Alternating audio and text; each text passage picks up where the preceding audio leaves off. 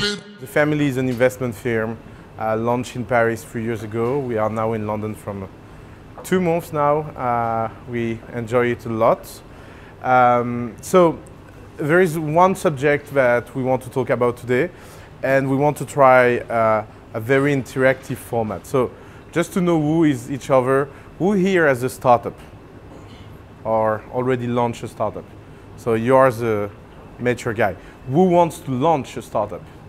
Okay, so the one that don't raise their hand, get out. First step.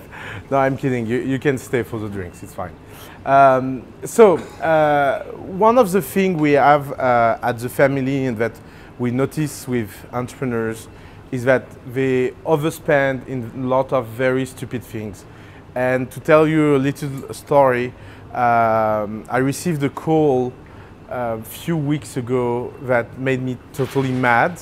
It was a top economic publication in France, and they call me and say, oh, we are watching you, we target you as a company, we want to add you in the list of the top 100 most growing company in France. And I was like, yeah, that's cool, why not, sure. Anyone read that kind of things yet? and the guy was like, yeah, so look, to be in the list, it will cost you 8,500 euro. And we offer you in same time an article and a video and a full package around you. It's very cheap. And I was like, what? And so I was so shocked that I just put a random message on Facebook saying like, oh, I just called 8,500 to be listed as a growing company. And everybody get mad. Like everybody was like, yeah, I got the same offer and blah, blah. It, like my world went mad. You know, my Facebook was open and I was having so much notification real time that my computer started to burn. I'm not kidding. Like it was starting to eat and be hot. I was like, close it, close it. And I received like something like 1,200 likes in 2 hours, 600 shares. It was total madness.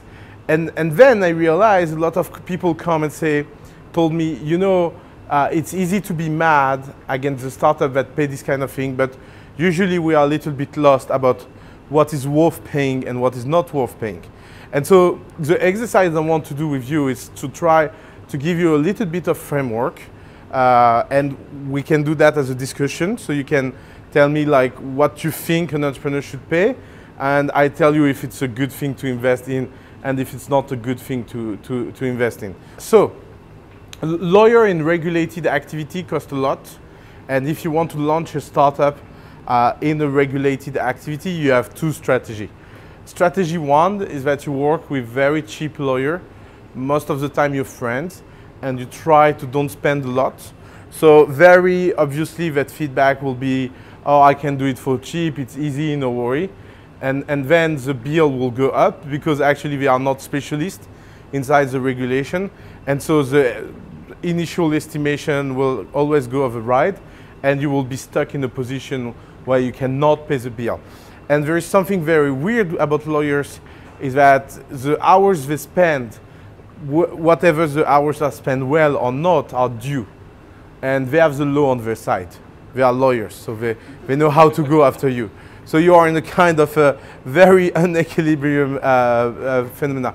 Our very simple piece of advice for every regulated company is don't regulate yourself until launch, and don't regulate yourself to speak about your activity. There is something that people don't get about regulation, is that regulation starts at the moment where you start to get money from customers. And so most of the time, you have a very long time before you are on any radar about regulation. Very good example, we have a company called Menu Next Door inside our portfolio. They cook meals in any apartment and you sell it to your neighbor.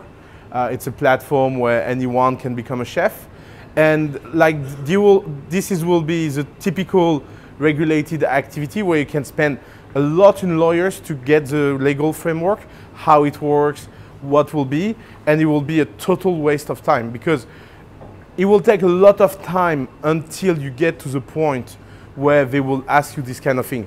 I think for them, it took them to reach 600 meals a day in Belgium to get their first question about how they operate.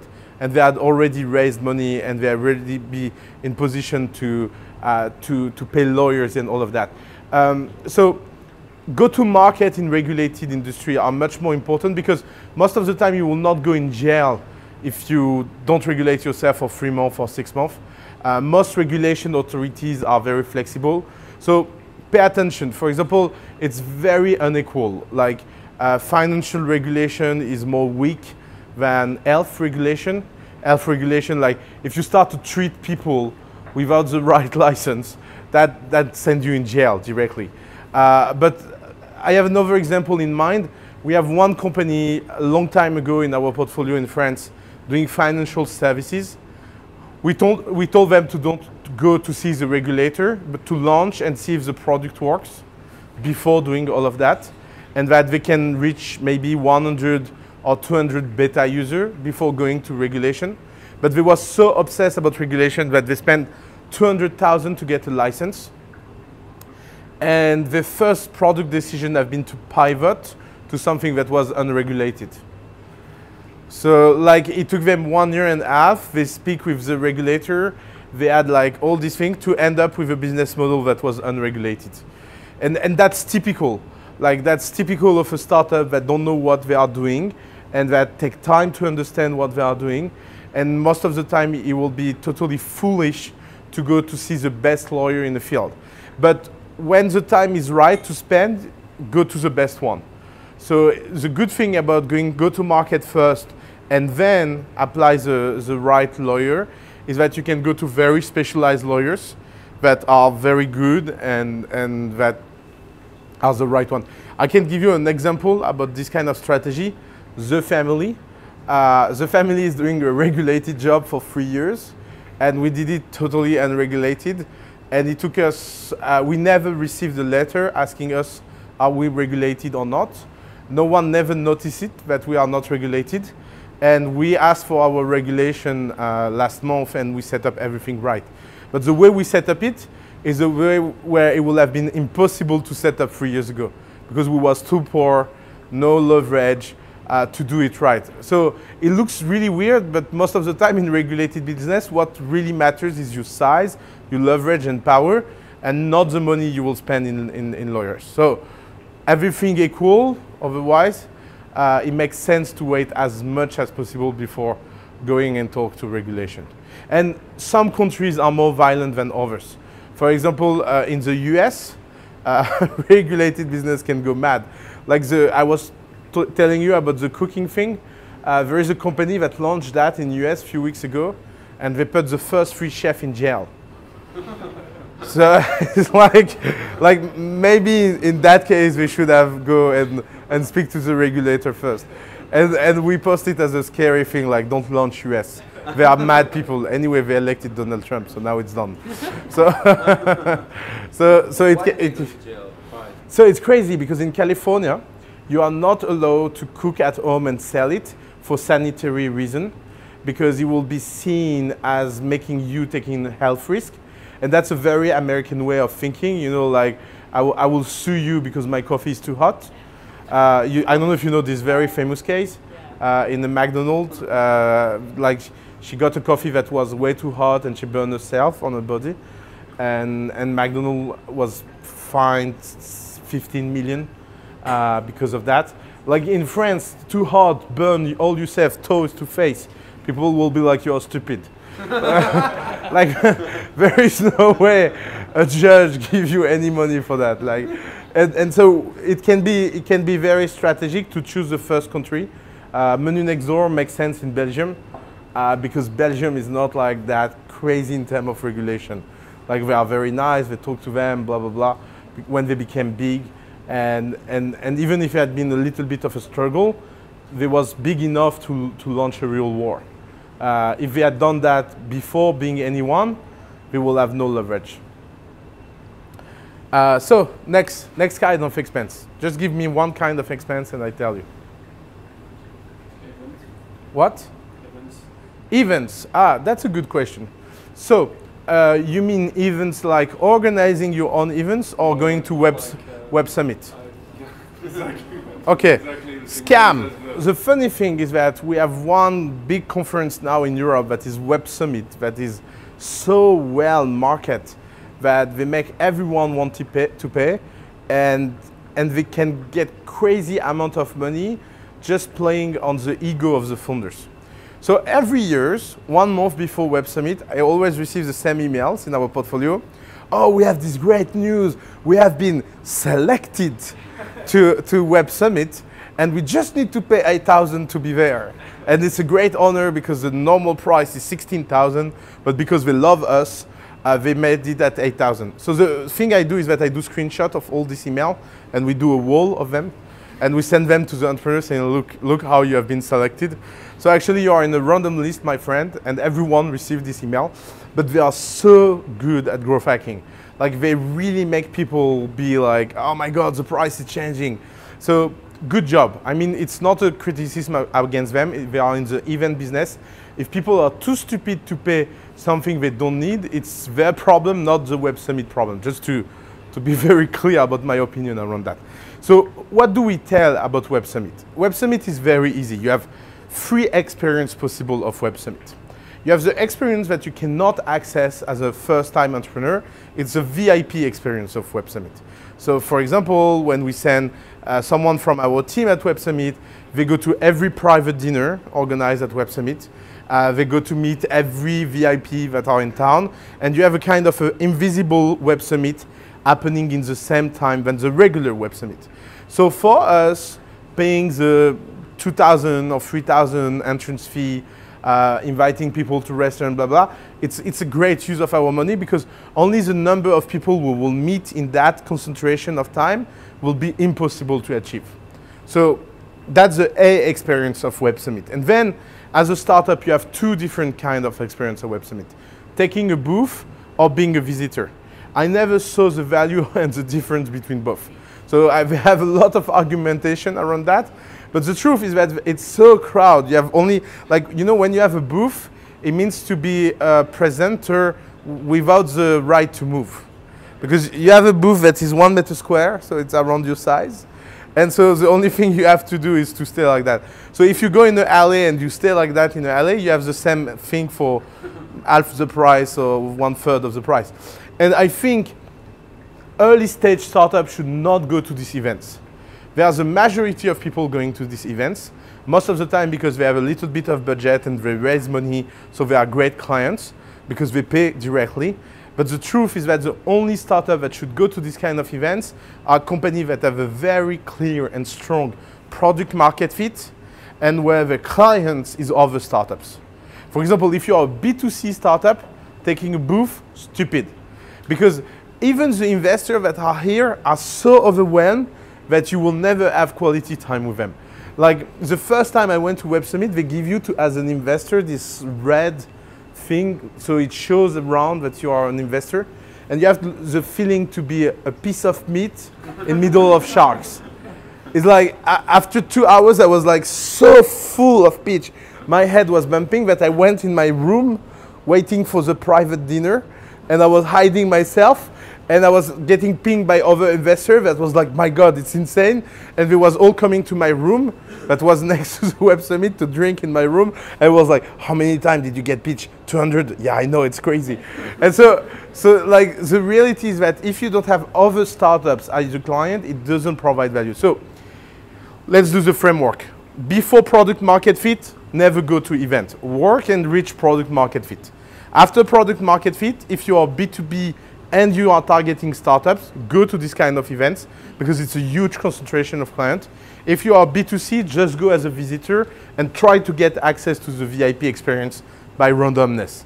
By the way, I will give you my tricks because I don't use it anymore. Now I'm invited.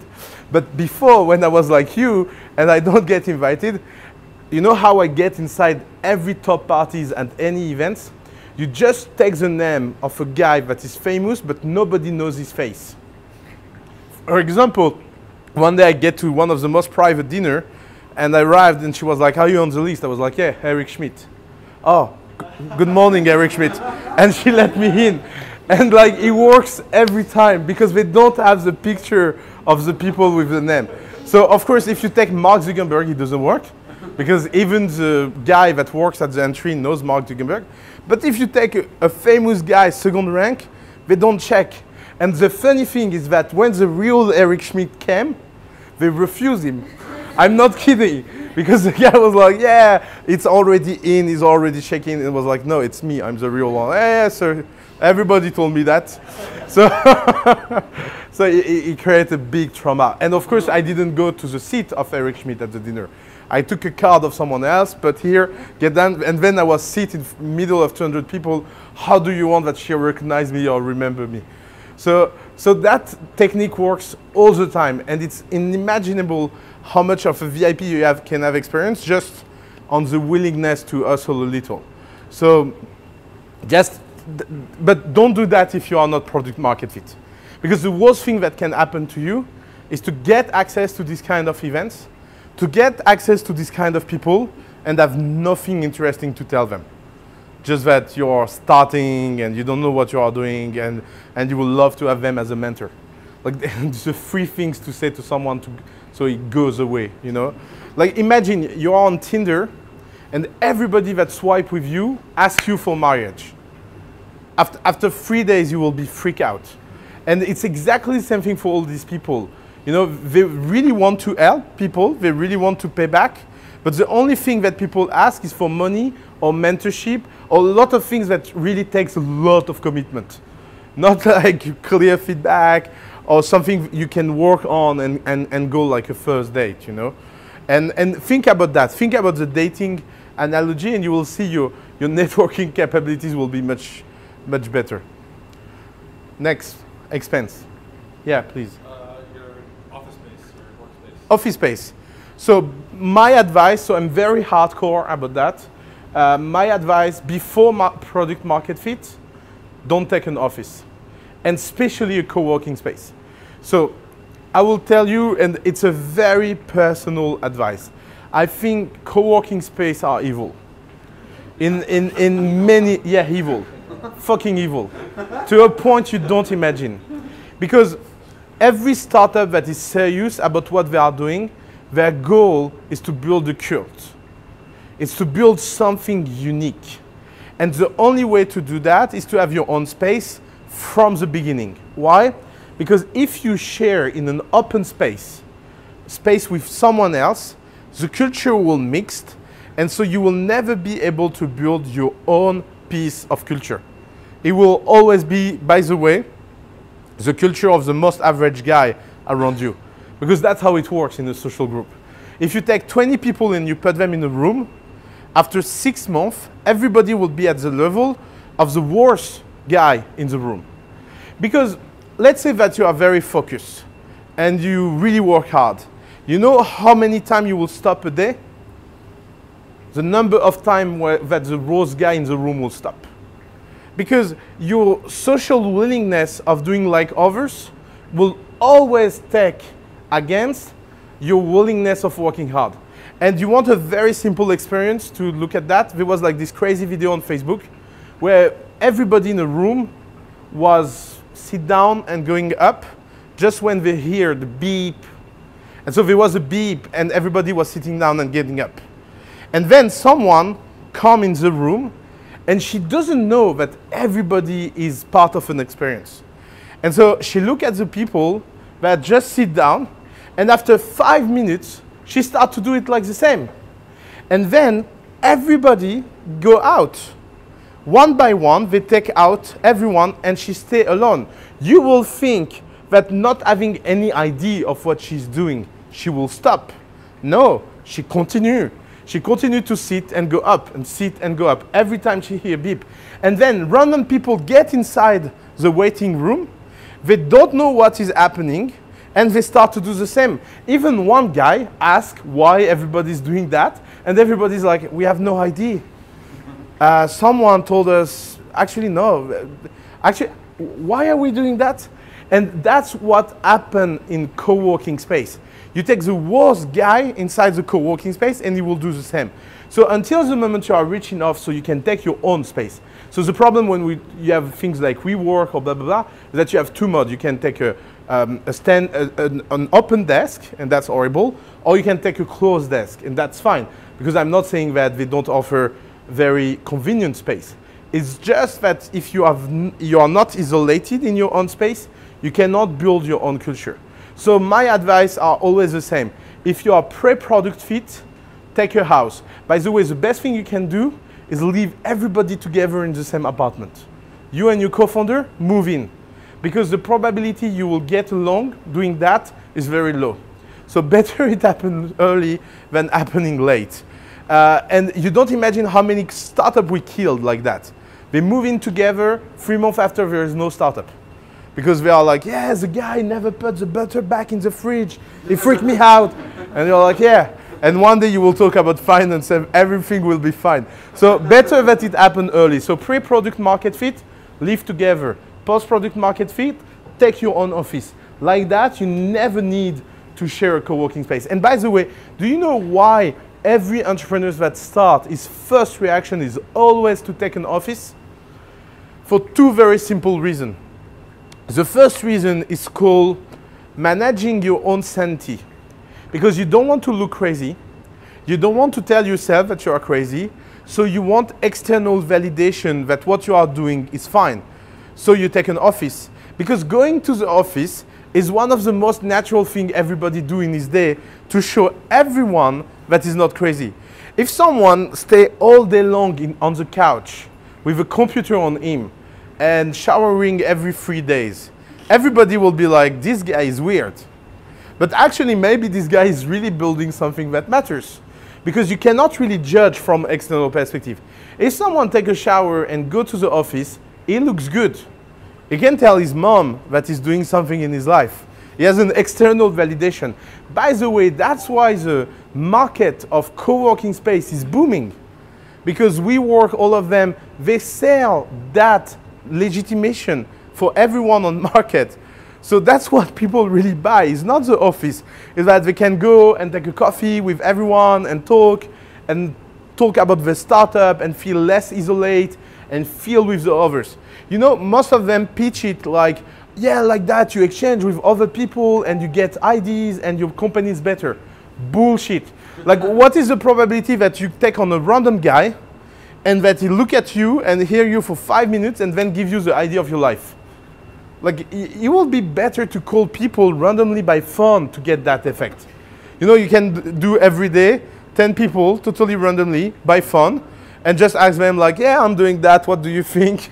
And like, I think it will be more efficient than counting on the people that, by the way, doesn't have any experience. So the good thing about all of that is that if you look for an office, it means that you should be mature enough. Because if not, it will be just spending money in the wrong thing. And you have thousands of things where you can spend your money more smartly. Next expense. Yeah.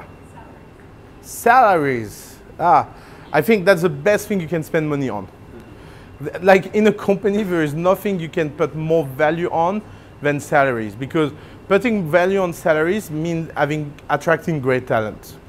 But little bit of a problem. If you pay people too much too early, you have the risk of attracting the wrong people. Because you have the risk of attracting people that come for you, not because they love you, but because of your money. So let's say that, again, it's very different before product market fit and after product market fit. My best advice is that you should hire no one before product market fit. Like every startup that hire a lot of people before product market fit, they always die. You know why? Because everybody has an opinion, and because you are before product market fit, everyone you hire, they want to provide value. And because you are not product market fit, the only way they can provide value is to give you an idea. And that means nightmare. That means all day long debate. That means having a lot of people that run. So before product market fit, you should hire as low as possible, as slow as possible, and pay as little as is possible. So because it should be a time where equity should be high and salary should be low. Post product market fit is the quite opposite. You should pay everyone as high as he needs to run your company, and you should not really care about that because you should be attracting the best people as fast as possible. Because you know what you are doing, you are just trying to scale and grow. By the way, you see every advice I give you, I try to see it before and after product market fit. I think every time you read something on the internet about startup, try to think if this advice it's done for before product market fit or after product market fit. I even wanted to launch a widget on Chrome so you can tag article and it give you a warning, because that's why most of the startup advice looks so contradictory. Because you will have some people that will tell you spend a lot and other people that tell you don't spend. And all this conversation become very clear if you do this split between before you know what you do, after you know what you do. And by the way, it's counterintuitive, but if you want to scale a big startup, you have to pay better than everyone, because if you want to attract a lot of people that should not be taking this level of risk, they should be fine in terms of salaries, equity, and all of that. So no one never gets his company bankrupt after product market fit because he paid the people right. The opposite is more true. There's a lot of people that don't pay right, so people don't stay long. So you have a lot of other, how you say, you have a lot of churn, and it creates a lot of trouble internally. Next. If you're going to hire a CTO or a developer, is it better to find someone who just works for equity, or to raise money and pay an agency or a freelancer, or both? Like, what, should you spend money on that, or spend as much time as you need until you find someone who works for equity? So that's an interesting question, because developers are the new diva. Yes. So you know, before it was rapper, now it's developer. It's the same thing. So if you find a developer that rap, that's even better. Like, it should be your criteria of success. So the problem with developers is that real good developers only work for the best developer.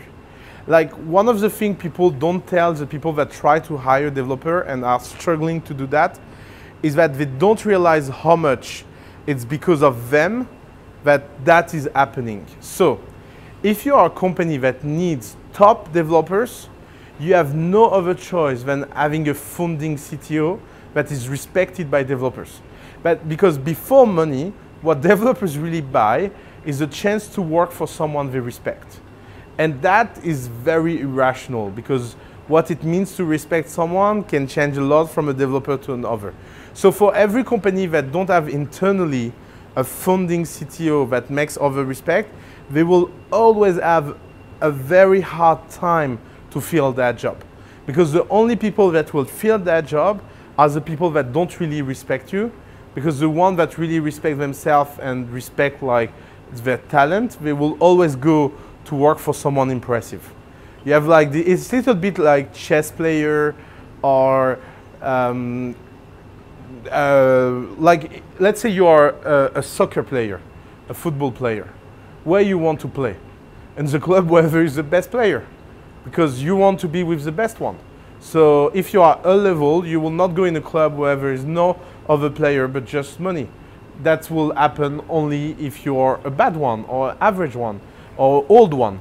And so that's why, for example, Saudi Arabia, when they build a team of football players, they get all the retired guys that no one wants anywhere else. And it will be exactly the same thing with your company. You can have a ton of cash, but that will never attract the right people. So focus on how can you get a very impressive CTO inside your company that will be really a lead, and then it will become more natural. And until that moment, the problem with agencies is that they are very unnatural for startups. Because an agency, they have a starting point to a project and an ending point.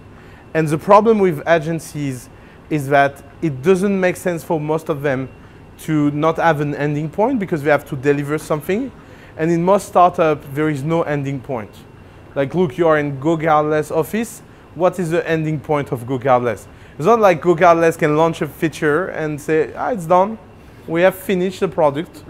You can go all back home and now we will sell it. Like every day you have a list of feature, bugs, things you have to change, you have to adapt, you have to iterate. So it's a very continuous process, and so it cannot be external. Most of the startups that have an external technical force, they suffer from that rigidity because they are not able to go from one step to another. So the good answer is that you should focus about internalizing that, finding someone that gets really the respect of people, and don't externalize it. And the problem is that it's more and more complicated to do it because most of the good technical people now they launch company themselves. So the best advice I can give to people that are on the business side, go to work to a technical guy and develop his ID instead of having your own ID that get developed by someone, because this mentality of I have an ID and someone would come and develop it for me is less and less true, because these people watch my videos and so now they launch their own startup. Sorry for the business guy. Next. One expense that seems obvious for you, please. Accounting and finance services. Ah, that's a great one. So, accounting and finance services. Before product market fit, never do your accounting. Yeah, that's a true advice. So, very simple strategy. So, it's less and less true, but let's say that you have different answers depending on the market, because now in France, UK, Germany, you can start to see cheap answer to the accounting problem. So the truth is that try to find someone that automates accounting at maximum, and you have more and more companies that do that for a very cheap price. But try to find someone that is very simple. You can automate a lot of things and you can keep this feature as low as possible. Don't take a CFO, don't take advisory, just do it plain and stupid. Post-product marketing, when you start to have real money, find a part-time CFO as fast as you can, because it will help you manage predictability. And there is one thing that is really hard for an entrepreneur to understand, is that 10 times 100, it's not 100. You know, the problem when you spend money is that when you have the feeling of spending 100, if you do it 10 times, at the end of the day, your feeling is that you spend only 100. Like you will not really have the feeling that you are spending 1,000, and that can be the job of a CFO. But a CFO can come only in a company that have budget, capital, product marketing, something predictable. By the way, I saw a lot of teams that have a founding CFO. I'm always amazed of what the guy do. Like it's always my first question. What do you do? Yeah, I manage the finance side. Okay, so what do you do? And yeah, I try to take care of all the financial aspect. Okay, so describe me your day today.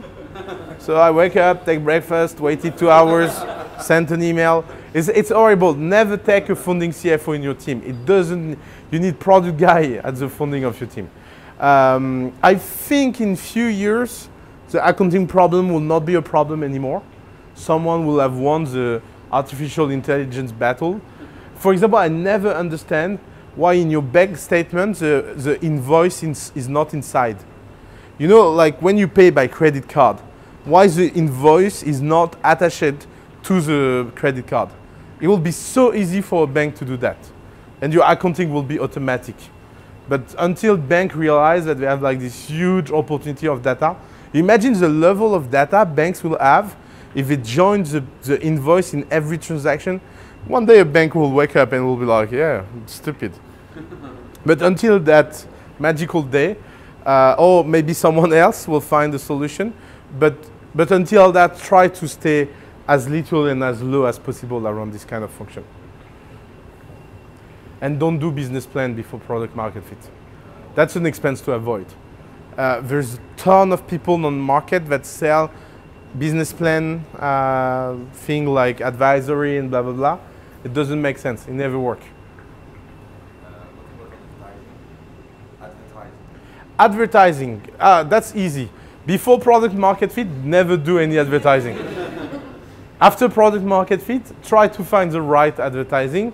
And the only way to do that is to make it profitable. And the only way to make advertising profitable is to test as big as possible, as fast as possible. But never, never lose money on advertising. If you don't have a business model where it makes sense, where you can write an equation like cost of acquisition equal a certain part of my revenue, and that part should be less than 1/3. If you cannot write an equation like that, forget it. Forget paid advertise, because it means you have to find other way.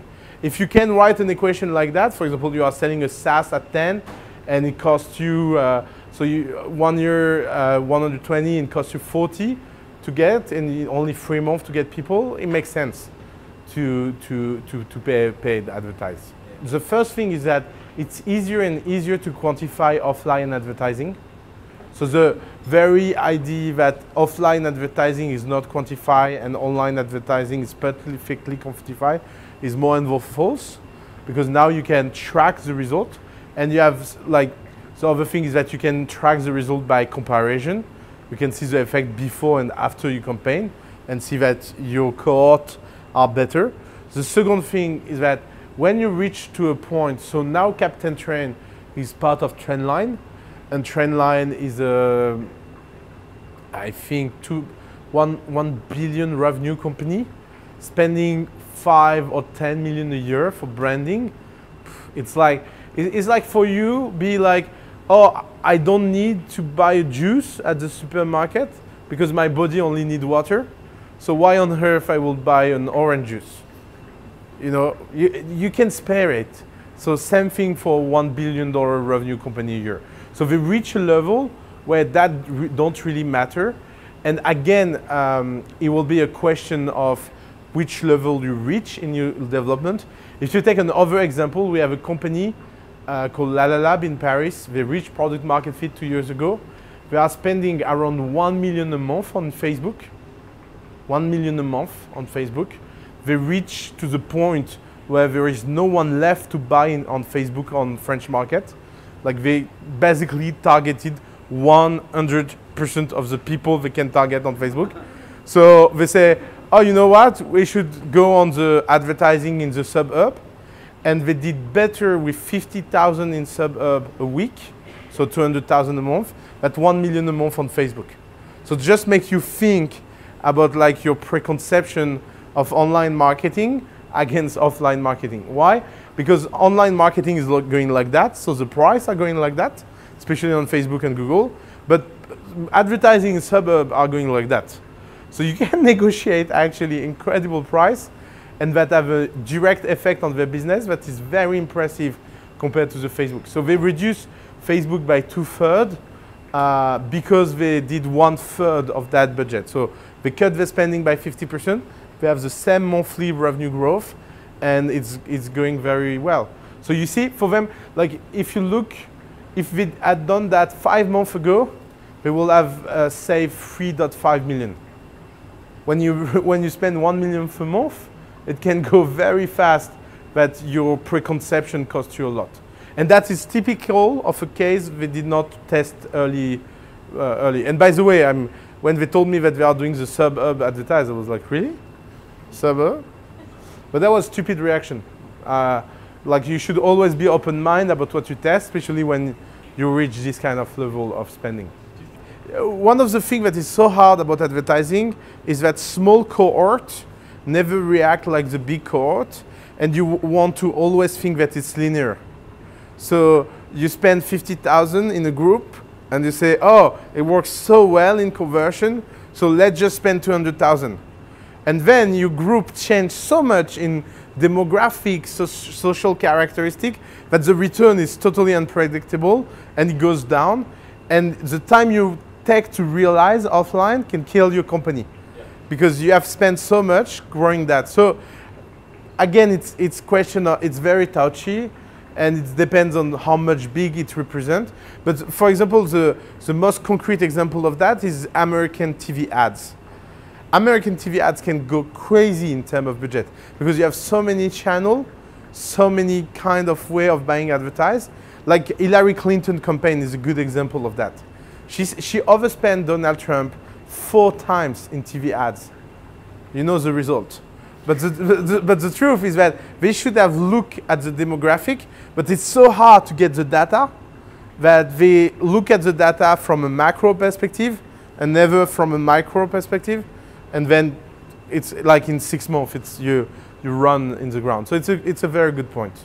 But again, when you are a startup, you are never at this kind of level. So if you do it smart and small, it can work. But you have to be sure and advertise that nothing is linear. Like I love when I see this pitch from startups, is that, you know, they come and they say, we spent 200 on Facebook and we got 20,000 in revenue. So if we spend 20,000, we get 20 million in revenue. You know, they just apply the thing. And of course, when they spend 20,000 in revenue, they have the same revenue. It's just that Facebook boosts them so much on the small set they are, because it was so nothing for Facebook, but it was easy. And when you start to be big, they don't have the right liquidity for you.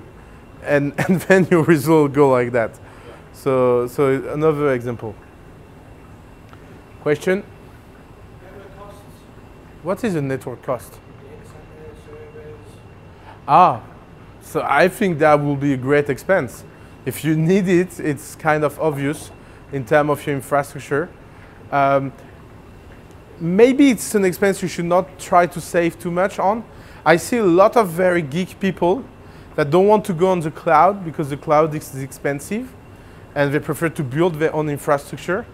And then when it starts to scale, it becomes a nightmare because it's not their job to scale an infrastructure.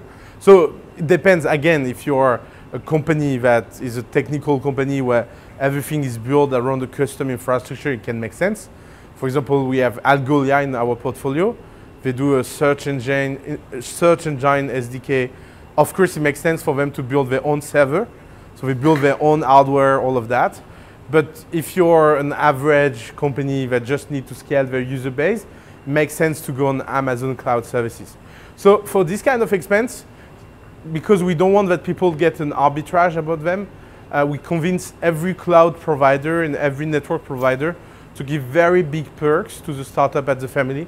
For example, Amazon is giving $100,000 in free service. DigitalOcean give 100,000. Microsoft is so desperate, but they give 300,000 because they hope that someone will take their deal one day. So that's the way we solve that. So we think it's a very important expense. You should not be cheap, but we build the right unfair. So at the beginning, it's something that costs you zero until the moment where you reach a certain point of development. Question? It links to your first example, but how important do you think it is to pay for press, like pay for people writing about you? So, PR, great thing. Did I broke something? No. PR, look, never pay for PR. Never. A PR agency called you before or after product market fit, don't answer. It's easy. It doesn't make sense for a startup to pay for PR. Why? Because PR makes sense for big companies when they have so much inquiries and so much need of press that journalists are okay to talk to someone else than the CEO. But until you reach that point, it will always be a shame that it's not the founders that try to develop the PR. By the way, the best advice you can get from PR, it's from Michael Zibel from YC, is PR don't exist, just treat it as a business development thing. Like journalist or a client is the same thing. It's like there is no, I don't know why people put a magical circle around journalists and say they are not human beings, you know? No, actually they are human beings, they have no time and they should be treated as a client. So there is so many people that are so desperate to get an article about their company that they are ready to pay a lot of money for it. By the way, I can understand that. It feels so good to have your face on a piece of paper that you can show to your mom. So she can put it on the fridge and tell all her Lebanese friends that you are successful. So, very personal story. But don't pay for that. Even your mom is not worth it. I mean, offer her a trip for the price of the PR. It will work the same effect. It's such a shame. It's such a shame that people pay so much for PR. Like average retainer for PR are so high for startups. I see so often startups that pay 5,000 a month for PR contract to get articles and never provide anything. We have a little piece of video at the family that I use when companies don't understand that. That a lot of companies, when I tell them that, let's do a test. Who here bought something in the last 4 weeks because he saw it in the press? Because he saw it in the press. Did you buy something? Did you bought something in the last 4 weeks because you read an article about it? Yeah, internet, TV, whatever. What? Yeah, but that was not the press. That was my wall. But you see the point. Yeah, but it wasn't the press. It was my wall, not the press. You didn't look for the information in the press. I did that work and put it here and say it's cool. So it's crazy. So if we are honest about ourselves, we see that we all change in our behavior. And still we do fake things in our startups. We are like, yeah, of course, I never bought anything in the press, but others do. You know, it'd be like, yeah, I'm not stupid, but they are. So don't do it. It's not worth it. We have this little piece of video that I love. Unfortunately, I lost it on my phone. But it was an interview of 2 founders. And so the interview was going like that. Can you tell me where you get featured on? And the guy was like CNBC, MSN, American TV, blah. Like they got something like 85 TV shows to feature their product on. And I was like, how many subscribers did you get? 100. And it was like you can feel the desperation in their face. Like they worked 6 months on the PR launch, took one of the best agency, and it produced nothing. And it will be more and more often like that. The kind of product, anyway, the product that are press compatible, the press take them by themselves. They don't really need you. And when it's not compatible, it's not worth it to force it. No one is successful because he's in the press. Everybody successful at some point end up in the press. It works more that way. So it's never a first step and it's never worth that you pay money for it. For example, like if we take our example, like it will never make sense for us to pay for PR in France, but maybe it makes sense for us to pay a PR in the US. Like if we want to make the family big in the press in the US, it will make sense because we are big in Europe, but unknown in the US, then the PR works. Then you can have someone very professional that does the job for you because you are not here. And people will not be, they will be fine that there is a PR because they will be like, yeah, the founders are in France, London, Berlin. Of course, they cannot be on the ground in the US pitching journalists. And so at that point, the PR function makes sense because you use it as a way to leverage something that already exists, that is already big, and that people want to develop. But if we had taken a press agent in France, it will be so stupid. It will be like, it will not understand what you do.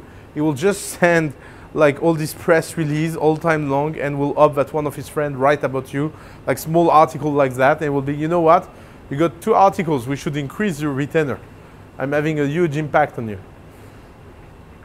Next. What?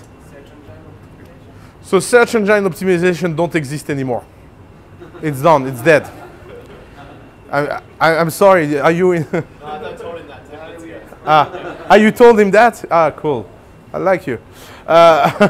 No, like the only guys that still do search engine optimization are scammers. It became a big scam. Like Google became so smart, but it's so hard to understand what he favorizes or what doesn't favorize. So every black SEO thing become bullshit. You want to do SEO, work hard. There's 3 things that work in SEO nowadays. Original content, original content, original content. Like that's the only thing you can, and by the way, very good quality original content that people interact with, very good quality content that people interact with, because and a lot of backlinks, and real backlinks, by the way, because if your backlinks come from websites that are cheap backlinkers, you get down. So you know, there is some rumors that now DeepMind is big in the Google search engine, and that you have an artificial intelligence that decides for who gets favorized or not. I don't know if it's true or not, but I will believe it if it's true, because it's like crazy. And even you know, we have one company that is very black hat about SEO, like the kind of people that really know what they are talking about, and they reached to be #1 in Google on a crazy request that there was no way they can be #1, how much competition there was on this request. And so they worked really, really hard on that, like almost 1.5 years of doing black SEO to a level that it was like the only focus of the company. And they stayed #1 for 3 months. And one day, one guy discovered it at Google. And you know what happened? They don't even exist in Google anymore. Like, they get blacklisted. And it's not only their, like, they try to change name to get back to their business. And even the change of name is not going up. Because my theory is that now Google is detecting pattern about them. And so they have to change totally their strategy of acquiring. So really pay attention to what people offer in SEO. No. Do real things. Don't fake it. Don't fake it with God Google. Because God Google knows about you, you don't know. You know, like the level of data they have, it's unbelievable. And the level of smartness, intersection of that amount of data with that amount of smartness, there is a certain point where your fake SEO consultant cannot be of any help in face of that. So, do you think it's not evaluated into the content that is generated by users? do real one. Real one. If it's real, genuine content that is generated by user and quality and blah, you will go up. If it's not real, you will go down. And the definition of real is your heart. It's like Google now know how to read your heart. I'm not kidding. And even if you find the tricks, it will be always temporary. So don't play that much with that. And you don't imagine how many companies around the world that have been killed by Google. I think the most funny one is On-Demand Media, one of the biggest IPO in the farm content industry. So it's a company I'm not sure you will know. It was a company that became so good at creating farm content. Their only job was to create fake website where you click, meaning that they will do a website, for example, about credit scoring, and the only content of the website was link paid by Google for credit scoring. So they was taking revenue from Google because they was better at SEO than Google itself. And the company became so big that at some point they IPO at 3.5 billion valuation. The day they IPO, 2 engineers at Google get really, really mad, and they changed the algorithm of Google. It was like one of the biggest projects of change ever to go against the content industry farm. And they divided the revenue of the company by 124 hours after the IPO. And the shares sink like that at the IPO. And so the founders look their company burn because Google wake up. And these people, they created one of the company that now is the most favorized by Google, Testmade. Testmade.com have been launched by the most evil people in SEO, and now they are doing the total opposite. Quality content, original, a lot of them, huge user-generated base, a lot of content, a lot of engagement. And when you talk with them about SEO, they tell you from Panda, because it was called Panda, this iteration, you cannot do anything. You know, one of the best SEO agencies in the world, they tweeted SEO is dead, and they closed the agency, and they do something else now. So if they think that, forget it.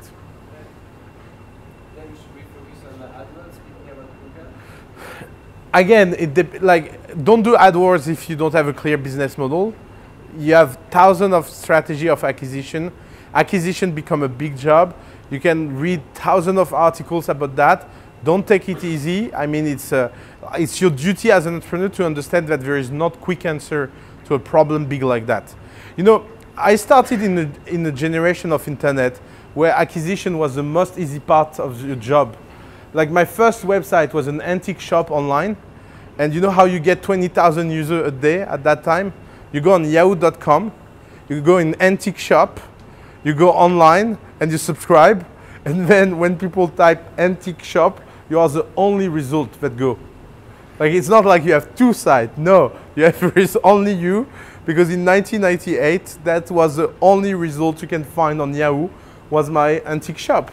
So, so now type antique shop on Google and laugh. Like your life as an entrepreneur became so complicated in terms of acquisition. So the very simple idea that something that complicated can be solved by something simple is stupid. So you have to work hard. There is no other way. And one of the best way to work hard now is to make a very good product. Because word of mouth is still very important. Question? Low expenses, almost no expenses, and really high returns. The less intensive, so the less intense capital industry now, the problem is more and more they become capital intensive. It will be hard to give you a generalization. I will give you an example. If you look at the transportation industry, Uber is spending millions a day in their operation, expansion, blah, blah, blah. We have a company at the family called Each that compete against Uber in Paris. And because they found the right segment, car at night, they did with 300,000 what Uber was unable to do with 40 million. And now this company is almost 200 million runway company a year with 300,000. So you see, it's very low amount of investment, huge return, but because it's not because of the industry, but it's because these entrepreneurs are the smartest one. And they did things that no one at Uber was able to think or able to copy or able to do. So in every industry, you will always have a cheap way or an expensive way. By the way, we have like all these entrepreneurs that are bad at fundraising. Sometimes it's a very good news for them that they are bad at fundraising because they keep going and do incredible company without fundraising. We have some entrepreneurs that are so bad at pitch that even if they have a great company, no one wants to give them money because they are too stressful. You have the feeling you understand what they do and they come in front of you and they pitch you and you're like, oh my God, like it's awful. And actually they build incredible company, but it's totally invisible because they are bad at pitching. But these companies, they can build incredible return because they are forced to stay smart in the constraint of capital because no one wants to give them capital. For example, we have a company that, like this company is in Bitcoin. I think it's one of I said it's our only company in Bitcoin. So if I say it, he will get mad, but I will say it. It's one of our weirdest entrepreneurs. And every time he tried to raise, he fell. So the pattern is always the same. He come and tell you, I need 100,000 because if I don't get the 100,000, it's impossible I go to the next step. And so you're introducing people call you back and say, that guy is awful. Why do you support him? I don't know, he looks good. No, it doesn't look good for me. Yeah, in your perspective, but in our perspective of business, it looks good because we see him building his business. So he tried to fundraise for 3 weeks, 4 weeks, 5 weeks. And then at a certain point, he gets so angry that he go and build his company back. That guy stayed a waiter for 1.5 years. He was doing waiter in restaurant to pay for his company because no one was ready to give him even 10,000. And so he switched to the next movement. He went from 0 to 100,000 euro a month in volume in 1 year. And after 1 year, he said, you know, now I'm 100,000 a month. I should raise. And you're like, yeah, you can try. And then you go 5, 6 weeks, no one invests, he gets back pissed off, he works, and he reach 1 million a month in revenue. And now he's like, yeah, 1 million a month is like, I'm having this big vision, I need to raise, blah, blah. And then the only offer he got was the guy was like, yeah, I don't know, maybe I can give you 100K for 20% of your company. The guy was like, I'm doing fucking 1 million a month. Yeah, but it's uncertain, blah, blah, blah. And so the guy is so mad that he came back and now he tried to go to the third stage without money. And I'm sure he will succeed. And the best thing that happened in his life, it was that he was unable to raise. Because each time his plan failed. Like the plan he wanted to do with the money was never the right one. So if that guy have raised, he will be a fucking bankrupt company now. Because he will never have been forced to go to the next stage. So you see, sometimes not being able to raise can make you very smart around what you should do. He wasn't able to raise because his pitch was bad? No, because because I think it's a personal thing. How to make it? There is some people, okay, they have incredible good art, but there is no way they date anyone. You see what I mean? Same things. It's like there is things that are so irrational with investor, like make you uncomfortable. As an entrepreneur, it makes you uncomfortable as a human being, because I don't know, it's weird. So it doesn't go like that, and you don't imagine how often it happens. The other way also, like there is some people that are so good at raising, that their life is so easy, like they just have a pitch deck and they raise. Like no traction, nothing, just an idea, and they raise. And like we have the opposite is a girl inside our portfolio. Like she's so good at raising, but it should be her job. Like she has no company, but she's in Series B. No, really. Like one day I asked myself, maybe someone will wake up and ask her what she's doing with all this money, you know? But no, she's like so good. And when really, like, I invested in her fucking company. So even my personal money. And sometimes I ask myself why I did that. And when you put her in one room with anyone, you want to give her money. It's like crazy. And yeah, some people are good, some people are not. So the problem is that it's not linked to your ability to operate a company. So to be a good hustler and a good sales guy, effectively, yeah. A girl, yeah. raise her money. Yeah, it's just about sales. Raising money is about sales. You have two ways of raising money. Being good at sales, or your company is that obvious that even if you are not, people pour money because it's rational. But it's really hard to reach that point. You had a question now. No, it's okay. Okay. Last one. Please. When should you decide to like either give them equity or spend money on accelerators or incubators? That's a good question. Never. She gave. No, look. You know, there is this question about accelerator, incubator, blah, blah, blah. When is the right time to join? Never join one of these organizations if you think that you need them to go to the next stage. Because most of these organizations need you to go to the next stage. You know, very often when companies tell me, why should I join the family? What do you provide me? I often say, not much, but you will provide me a lot. And you will give a lot to the family. Why?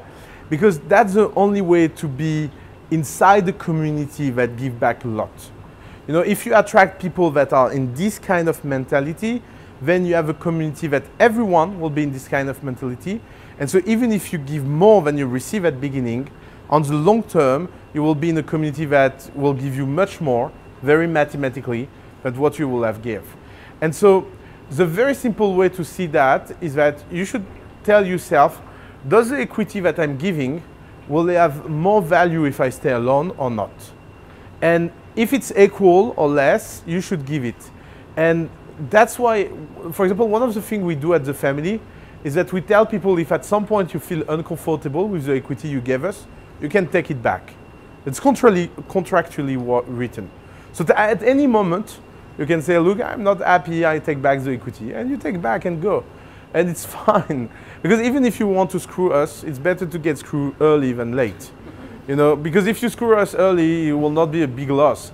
If you screw us at IPO, it will be horrible. Like that, I will not sleep at night.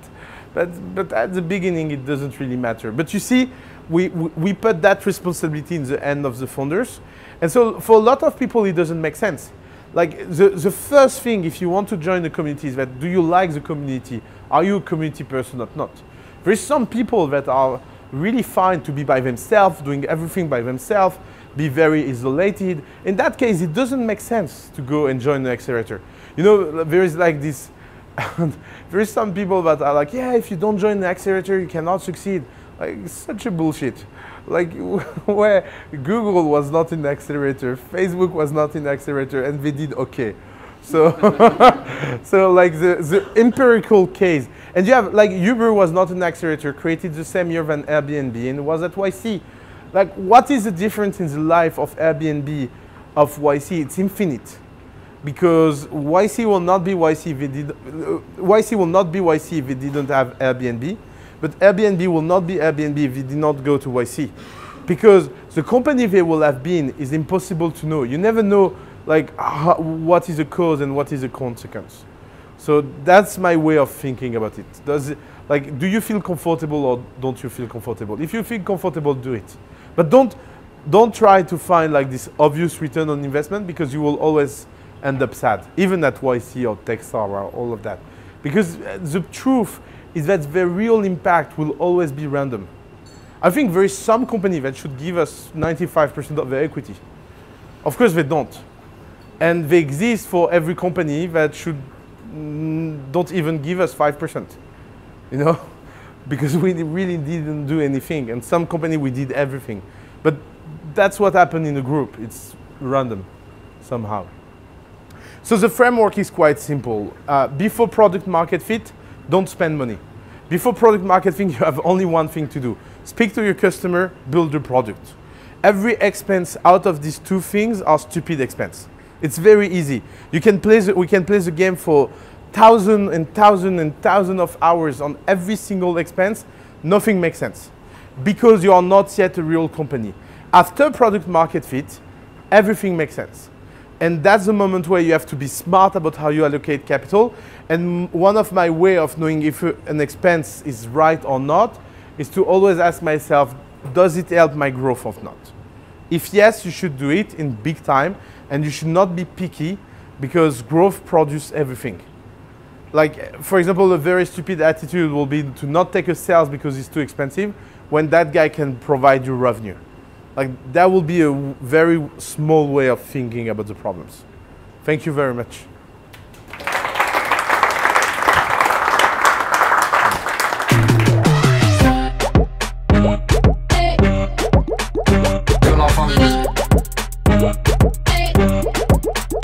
Que la famille